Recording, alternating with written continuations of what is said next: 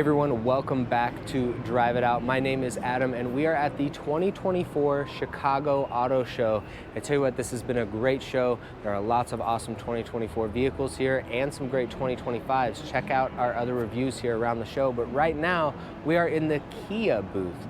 That's right, the Korean automaker has really brought some awesome stuff here to the show. This is no exception. This, of course, is the EV6. So if you are not familiar, this is a full EV. It may look kind of smaller like a car, but they are calling this an SUV. This is in the SUV class, but this is a great little five-seater if you're looking for an EV that is kind of efficient. The styling here, what do you think? This is kind of, it's kind of a boisterous design, right? It's pretty edgy and it looks really sharp. It's not very staid. They're being pretty bold with the design. I actually like that. Maybe you don't, maybe prefer that. But as we go around here, look here. You've got this front grille, you've got your camera in the front, you've got this beautiful LED lighting, and of course that Kia logo that is new a couple years ago. But what you're gonna get here is you're gonna get a 77 kilowatt hour battery. This thing has 576 horsepower. That's right, it is 576 horsepower. Guys, that is a ton of power. I'm liking it in this beautiful color, by the way. It's not quite a Mazda Soul Red, but it's close. I actually like it quite a bit. Now, this is gonna be a hatchback design. So as you look down this, you see it just kind of gets longer and longer and longer, and you get here to the back. You do have that awesome sunroof that's up right now, but you've got two spoilers back here. You see what they're doing with the air, working it here under this spoiler with kind of a two-sided spoiler. You end up with a hatchback situation here, and it's really sharp. You have a backup camera down here, and this nice light bar right here, looking really bold. You definitely see that it is a GT. This is a good time to mention that they offer many different trim levels for the EV6. Now, this GT in particular, all-wheel drive, you're gonna get more performance with the GT and the GT line for the ultimate performance, but you can get this in rear-wheel drive or all-wheel drive. Now, this being an EV, it's going to be heavier the more you go up in the trim levels, the more stuff that you want. So you get that all-wheel drive with all the power. That's awesome, but is also the biggest, heaviest version. This car gets up to about 4,500 pounds. That's a lot of weight for a vehicle of this nature. For comparison, you know, you can buy brand new F-150s that weigh about that right now. And it's about 1,000 pounds or more heavier than like a Honda Civic or an Acura Integra or something of that size, or even a Honda Accord.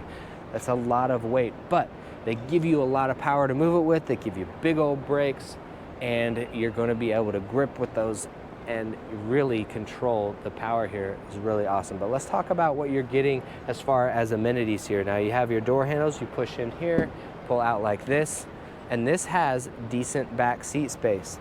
Now, I've got these folded down in the down position now because I really wanted to see how much storage room that you have. And this is where you realize, okay, this isn't car-like, it really is SUV-like. You've got the hatchback back there, and look at all that space you have when you fold down those back seats. So you definitely have more legroom in there in that second row than a car, but then it's gonna provide that utility that maybe you didn't expect when you look at the car. Because when you look at the car from the outside, the way they designed it, they put that black trim on the bottom, and you've got the kind of the two-tone touches here going on. It kind of shrinks the car to your eye, and it looks really sharp and a little more sleek. And that makes for opening it and seeing that space and kind of being pleasantly surprised. And I actually like that quite a bit. Now let's talk about what you're gonna get if you're the driver up here. They have done some really cool things with this interior. It's very bold. There's a lot more going on here than some other electric car what am I looking for? Competitors, that's the word I'm looking for, thank you. So it's not the clean design that you're gonna get in a Tesla where you just get the screen here and that's about it and you do everything here. They are giving you physical buttons and a big center console that is kind of on purpose being up here and big and bold. It's very close to the driver. It's not way down low. It's right up here, and it's kind of making the driver feel encapsulated, and I actually like that. It makes it feel very aggressive. You've got your shifter here for your different drive mode selections, and you've got heated seat physical buttons up here, and you've got physical buttons and knobs here, but you still get nice, pretty digital displays. Of course, a digital gauge cluster as well, but something common with a lot of other automakers right now is you're getting this setup where they try to hide the vents more into the overall design of the dash, and you get this long line all the way across the dash that looks really sharp, and then they just hide the vents in there. So this whole thing is not a vent, they're in individual spots. But I like how they're trying to clean up what they're doing. Designers are really thinking about making things look clean. But even here in this environment, they've used different materials as you go around the cabin. I like that. You've got an Alcantara here. You do have some gloss black, and then you've got silver touches here. And I tell you what, Kia's done a good job, like Kia and Hyundai does a lot. They give you good steering wheel buttons that have texture, right? So you're not looking down to figure out what you're pushing and touching. You memorize these by feel pretty quick because of the texture they put on those toggles. You've got paddle shifters up here. This is reminding you it's a performance version of this car right away, because I have tons of bolster here in this seat. And these seats are really sharp, by the way. This Alcantara with this yellow stitching is really good looking. This is really sporty. I like that. I prefer that if I'm in something smaller, like a very small SUV maybe, or a car. This feels like a car to sit in and look out of, and it acts like an SUV when you go to put stuff in it.